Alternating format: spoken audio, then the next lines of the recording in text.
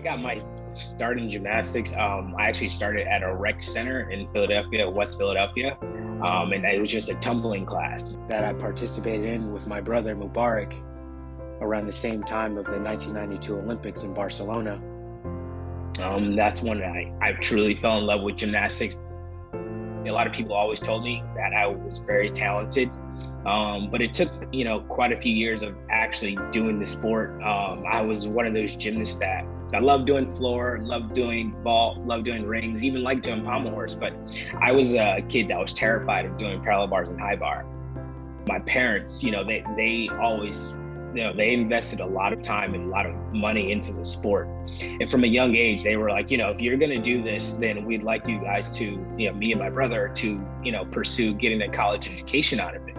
And then, from the age of 10 years old, that was kind of like a goal of mine to become a university student and then also get a college scholarship. I moved away from home when I was 15 to Houston. So I lived in Houston, Texas. I trained with Kevin Mijaki at a Houston Gymnastics Academy. Some of my teammates were Todd Thornton, Sean Townsend, Talia Amuchi, David Henderson, Jamie Henderson. So I had a lot of great, teammates, and I spent years on the junior national team. And that was a really big thing for me, actually moving away from Philadelphia. That was actually more of the time where I probably grew the most in my life, because during that time, I moved away from home. I lived with just my brother.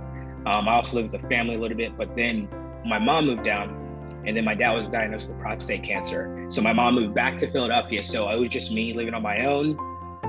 Then I finally get that full scholarship to Oklahoma, which was just a huge thing in my life, to actually become, a university student. And then that was just like the greatest 4 years I could have ever asked for. My junior year was the year that I actually won the NCAAs, which was just a really special moment for me.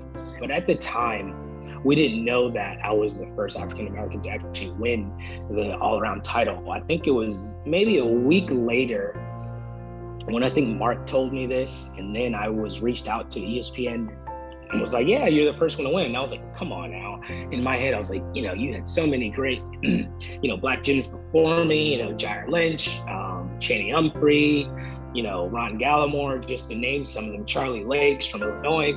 So in my head, I was just like, no, that's not possible. I can't be the first. What you accomplish doesn't matter, because what other people accomplish matter to me. And so apparently, hopefully, what I've accomplished matter to other people.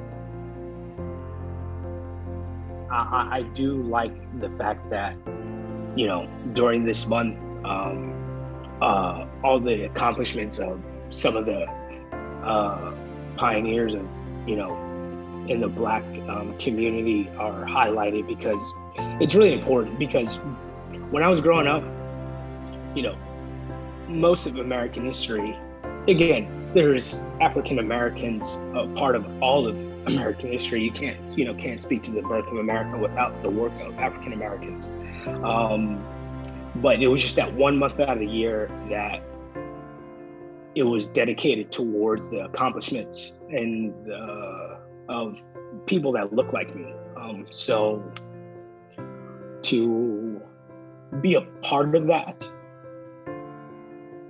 is special.